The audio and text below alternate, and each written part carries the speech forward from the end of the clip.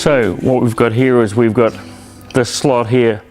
The 8mm fits in the 5/16 slot. There'll only be about 2/1000 of an inch difference. So we'll bring it up here, and then we'll bring down the pressure. We'll lower these rollers, oops, to get down here. And here's our guide that goes in here. Now, for those who, like me, are very keen on health and safety, I don't really want to get my fingers squashed in this. In fact, I'd really like not to. There's no way we can actually see down there to see where the thread is. So if we move the roller a bit further forward, you'll see this guide keeps on moving, and there's a little notch in here. So when the notch hits the end of the guide, we know that that's the amount of squash we need on this. So we'll hang on there for a second, and we'll just bring some pressure down on this, which is about 400 tons per square inch pinching pressure. And we'll read the graduations on the side. Need a little bit of muscle here, and we'll roll it backwards and forwards. Forwards and backwards again to put some pressure on it. So we'll keep on bringing this down. And just keep on squashing it. A couple more times.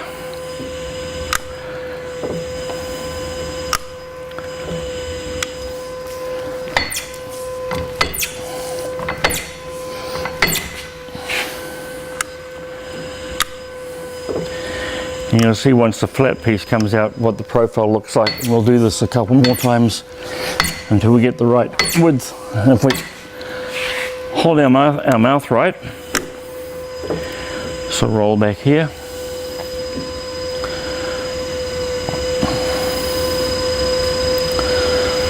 As you see the wire come out, here's the end of the guide. It's got a fair amount of squash on it. If you put your finger on it, it's getting a little bit warm as well. So this is only part of it. So we'll put this guide on the other end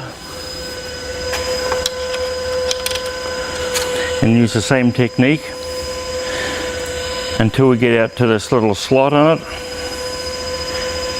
We'll stop, we'll roll it backwards. And we'll roll this backward, crush this a bit more.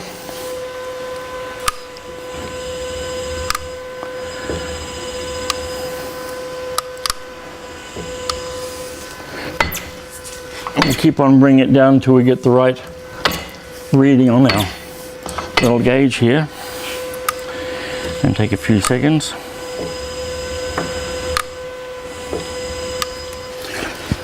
Bring it down until we get about a 10 on here. That'll work for there.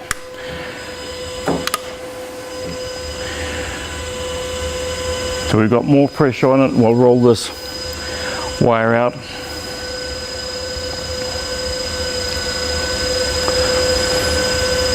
Here it comes. So this side will be quite a bit more squash, and quite a bit wider and a lot thinner than the first side.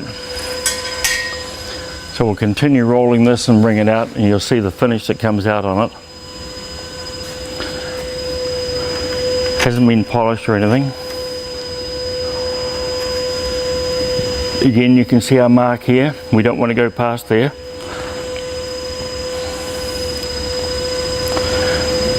So if we hold our tongue in the right direction and go blam, we can move it back. Crush it a bit more. You want to get this thing down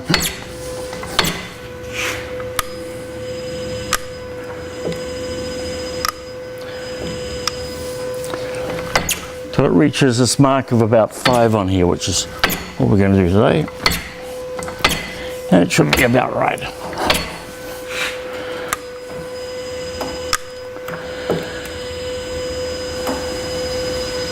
There's a lot of pressure on it, so I'll try and raise up, but we'll keep pulling it down.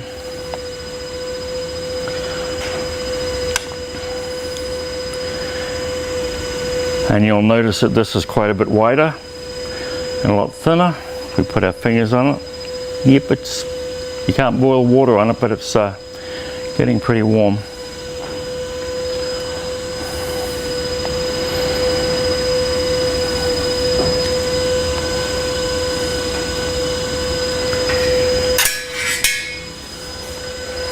do this on this end as well, finish this edge off.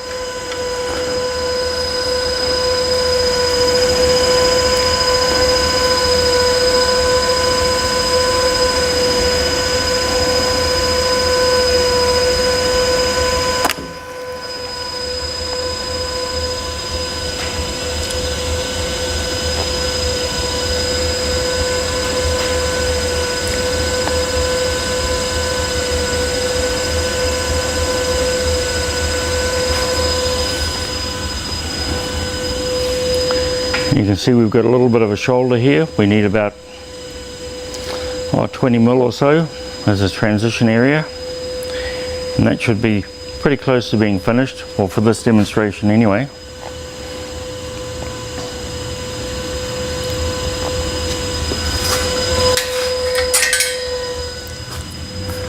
So we'll feed this in here until we get to the shoulder and back it off.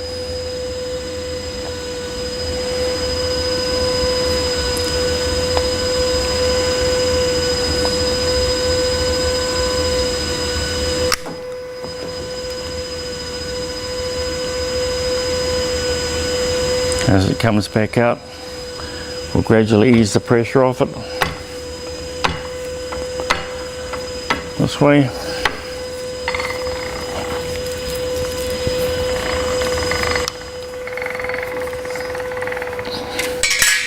Take that off and pull it out of the machine.